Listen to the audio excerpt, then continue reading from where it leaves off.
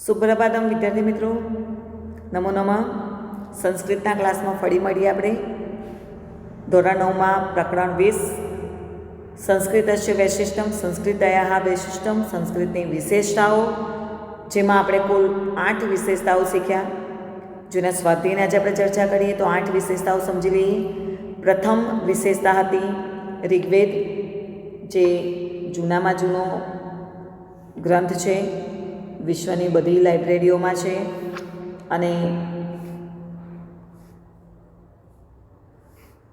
જે સંસ્કૃતમાં લખાયેલો છે. તો પ્રથમ વિશેષતા હતી ઋગ્વેદ. બીજી વિશેષતાની વાત કરીએ તો વર્ણનો જે ક્રમ છે વર્ણમાલાનો, એ વૈજ્ઞાનિક ને તાર્કિક છે. ત્રીજી વિશેષતાની વાત કરીએ તો અષ્ટાધ્યાયી, જે વ્યાકરણ ગ્રંથ છે, માનવ મસ્તિષ્ક સમાન છે. ચોથી વિશેષતા મહાભારત, 1,00,000 શ્લોક ધરાવે છે. પાંચમી વિશેષતા રામાયણ, જે ઘણી બધી લિપિઓમાં લખાયેલું છે. છઠ્ઠી વિશેષતા પંચતંત્ર, બધી ભાષાઓમાં અનુવાદિત થયેલું છે, બરાબર. સાતમી વિશેષતા જે છે એ કથા પુસ્તક છે, 10 કુમાર ચરિત દંડી રચિત, જેમાં પ વર્ગ વગરના વાક્ય બોલવામાં આવે છે. અને આઠમી વિશેષતા જે છે એ માઘ રચિત શિશુપાલ વધ મહાકાવ્ય છે. આ કથા પુસ્તક છે, આ મહાકાવ્ય છે કે જેમાં દ અને નથી કાવ્ય રચવામાં આવેલું છે.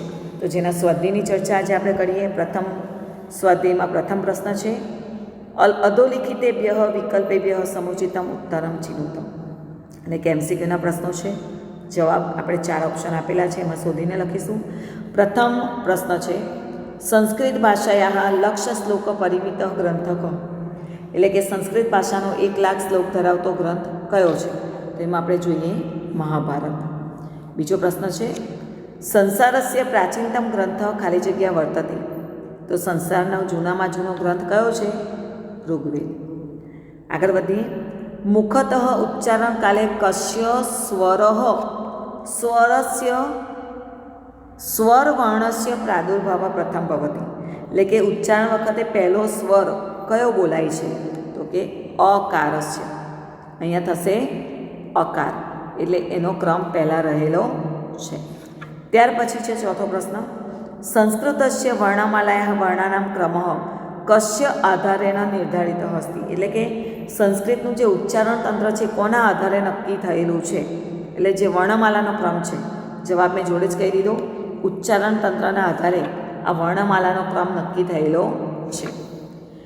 10 કુમાર ચરિત કતમે ઉચ્છ્વાસે પ વર્ગ પ્રયોગ રહિતાની વાક્યની વદતી, તો આપણે આ કઈ વિશેષતા હતી? 7મી. તો એમાં કયો ઉચ્છ્વાસ આવશે? 7મી. તો યાદ રાખીશું કે 7મી વિશેષતા છે અને 7મા ઉચ્છ્વાસમાં પ વર્ગ વગરના વાક્યો બોલે છે. એટલે યાદ રાખવું ખૂબ સરળ છે. અહીં જુઓ, પાણિનીના રચિત વ્યાકરણ ગ્રંથસ્ય કિમ નામ, એટલે કે પાણિની દ્વારા રચવામાં આવેલા વ્યાકરણ ગ્રંથનું નામ શું છે? અષ્ટાધ્યાયી. આગળ વધીએ. પ્રશ્ન નંબર 2, સંસ્કૃત પ્રશ્નોના સંસ્કૃતમાં જવાબ. એક વાક્યના સંસ્કૃત ભાષાયા ઉત્તર લિખત.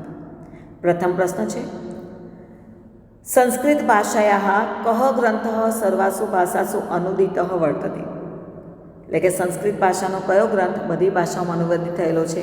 તો સંસ્કૃત ભાષાયા પંચતંત્ર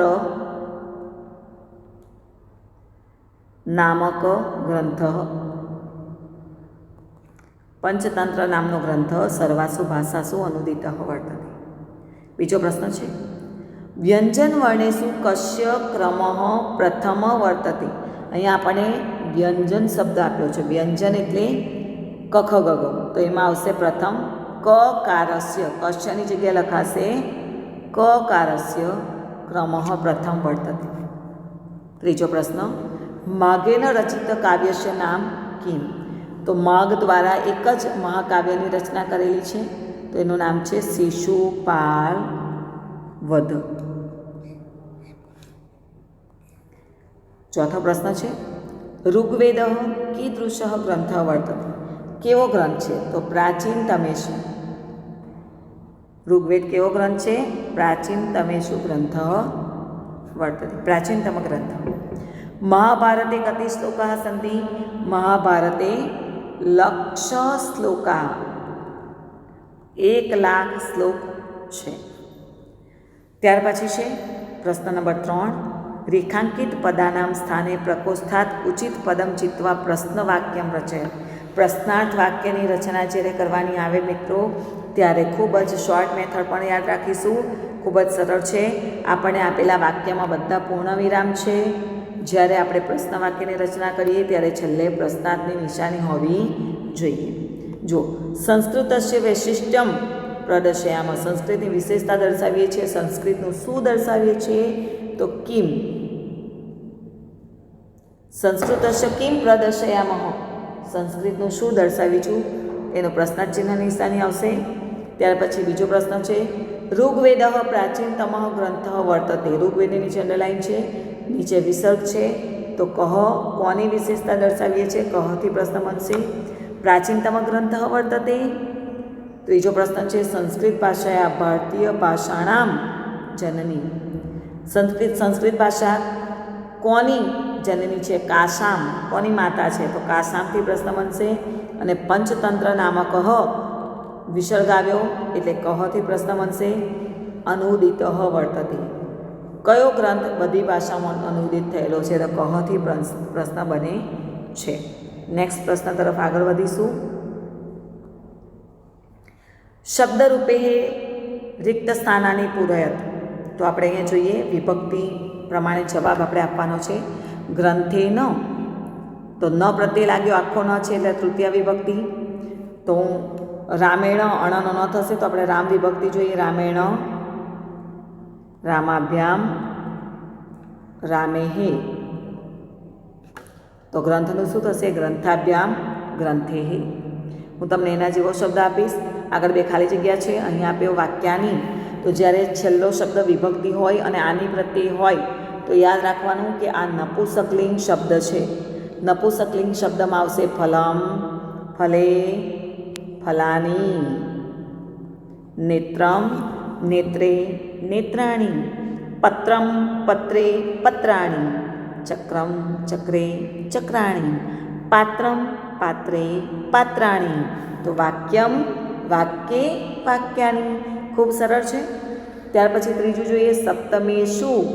તો અહીંયા સપ્તમી વિભક્તિ છે એટલે રામે, રામયોહો, રામેસુ. તો આપણે સપ્તનું શું થશે, સપ્તમે, સપ્તમયોહો, સપ્તમેસુ આપેલું જ છે. ત્યાર પછી જોઈએ આચાર્ય. આચાર્ય અકારાન પુલ્લિંગ છે રામઃ. તો રામઃનું શું થશે, રામઃ, રામો, રામઃ પ્રથમા વિભક્તિ છે આ. તો આચાર્ય, આચાર્યો, આચાર્યાઃ. ભાષા શું, મૂળ શબ્દ જોઈએ ભાષા, આકારાંત છે. તો આકારાંતની વિભક્તિ સ્ત્રીલિંગમાં આવશે બાલા, શાલા, સાલે એટલે કે બાલે. તો એ આકારાંતની વિભક્તિ થઈ. તો આપણે સપ્તમી વિભક્તિ જોઈશું સુપ્રત્યય છે એટલે શાલયાહ,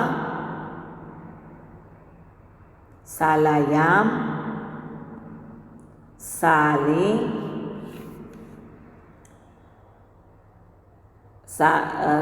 શાલાયામ, શાલયોહો, શાલાયામ, શાલયોહો, શાલાસુ. તો અહીંયા ભાષાનું શું થશે, ભાષાયામ, ભાષાયોહો, ભાષાસુ. તો આમ થશે આપણી સપ્તમી વિભક્તિ. પ્રશ્ન નંબર 5, પ્રદત્તાન સપ્તાન પ્રયુજ્ય વાક્યાની રચય. એટલે કે નીચે આપેલા શબ્દનો ઉપયોગ કરી તમારે સંસ્કૃત વાક્યની રચના કરવાની છે. તો એમાં આપણે 3 પોઈન્ટ યાદ રાખીશું. પહેલાં તો વાક્ય ધ્યાનથી વાંચો. વાંચ્યા પછી 3 પોઈન્ટને અલગ તારવો કે ક્રિયાપદ કયા કાળનું છે, વાક્યમાં કોઈ વિભક્તિ છે અને એક વચન છે કે બહુવચન. તો અહીંયા જુઓ આપણે સંસ્કૃત ભાષામાં અનેક ગ્રંથો છે એટલે વર્તમાન કાળનું રૂપ આવશે. બરાબર, અનેક શબ્દ છે એટલે અનેકાની, અનેક એ પણ થશે. અને ભાષામાં એટલે સ્થાન દર્શાવ્યું એટલે સપ્તમી વિભક્તિ આવશે. તો અહીંયા લખાશે સંસ્કૃત ભાષાયામ અનેકે ગ્રંથો બહુવચન છે, ગ્રંથાહ હવે જો ગ્રંથઃ બહુવચન આવ્યું એટલે વૃત્ત શબ્દનું આવશે વર્તન્તે. સંસ્કૃત ભાષામાં ઘણા બધા ગ્રંથો છે. સંસારનું પ્રથમ પુસ્તક ઋગ્વેદ છે આવ્યું એટલે વર્તમાનકાળ. સંસારનું ષષ્ઠી વિભક્તિ આવી, બરાબર. ઋગ્વેદ તો એક જ છે એટલે વર્તમાનકાળ, અન્ય પુરુષ એક વચનનું રૂપ આવશે. સંસારનું ષષ્ઠી વિભક્તિ આવ્યું એટલે સંસારસ્ય પ્રથમમ પુસ્તકમ ઋગ્વેદમ અસ્તિ છે. અસ્તિ એટલે છે. સંસારસ્ય પ્રથમમ પુસ્તકમ ઋગ્વેદમ અસ્તિ. ત્યાર પછી જો રામાયણ એક જ બુક છે, બરાબર. ભલે અલગ લિપિમાં લખાઈ પણ બુક તો એક જ છે. આદિકાવ્ય છે વર્તમાનકાળ આવ્યું, બુક એક જ છે એટલે વર્તમાનકાળમાં આવશે. રામાયણ પ્રસિદ્ધમ આદિકાવ્યમ વર્તતે. રામાયણ પ્રસિદ્ધમ આદિકાવ્ય વર્તતે. જો ત્યાર પછી આગળ વધીએ. આ પણ સંસ્કૃતની વિશેષતા છે આવ્યું એટલે વર્તમાનકાળ. ઇદમ અપી સંસ્કૃતસ્ય, સંસ્કૃતની નોની ના આવે એટલે ષષ્ઠી વિભક્તિ યાદ રાખવાની. ઇદમ અપી સંસ્કૃતસ્ય વૈશિષ્ટ્યમ વર્તતે. અન્ય પુરુષ એક વચનનું રૂપ છે. હવે પ્રશ્ન નંબર 6, માતૃભાષાએમ ઉત્તરાણી લેખત. અહીં આપણે 3 પ્રશ્નો છે અને ટૂંક નોંધમાં પણ પૂછી શકીએ છીએ મિત્રો. સંસ્કૃત ભાષાની કોઈ પણ 2 વિશેષતાઓ જણાવવાની છે. તો આપણે અનુવાદ આધારિત લેશન અનુવાદ છે તેમાં જોયું આપણે કુલ 8 વિશેષતા જોઈ છે, જેમાં આપણે રિવિઝનમાં પણ જોઈ. એમાંથી તમારી ઈચ્છા પ્રમાણે તો તમે કોઈ પણ 2 લખી શકો. ઋગ્વેદની પણ લખી શકો, વર્ણમાલાનો વર્ણક્રમ પણ લખી શકો, રામાયણ પણ લખી શકો, મહાભારતનું પણ લખી શકો, 10 કુમાર ચરિત અને શિશુપાલ વધ વિશે પણ તમે લખી શકો છો. તો એ તમારી ઈચ્છા પ્રમાણે 2 વિશેષતાઓ લખી શકો છો. તો આગળનો પ્રશ્ન આપણે જોઈએ. સંસ્કૃત વર્ણમાલાની વિશેષતા વર્ણવો. વર્ણમાલાની વિશેષતા માટે યાદ રાખવાનું છે સંસ્કૃતમાં જે વર્ણમાલાનો વર્ણક્રમ નક્કી કરવામાં આવ્યો છે એ વૈજ્ઞાનિક અને તાર્કિક છે, જેમાં સ્વરના ઉચ્ચારણમાં પહેલો અકાર આવે છે અને વ્યંજન વર્ણમાં પહેલાં ક વર્ગ અને ચ વર્ણના વ્યંજન વર્ણો આવે છે. આવી વર્ણમાલાનો વર્ણક્રમ ફક્ત સંસ્કૃતમાં નક્કી થયેલો છે, કારણ કે કુદરત તરફથી, ભગવાન તરફથી જે તમને ઉચ્ચારણ તંત્ર પ્રાપ્ત થયેલું છે એને આધારે વર્ણક્રમ નક્કી થયેલો છે, જે સંસ્કૃત સિવાય બીજી કોઈ ભાષામાં નક્કી થયો નથી. આગળનો પ્રશ્ન જોઈએ.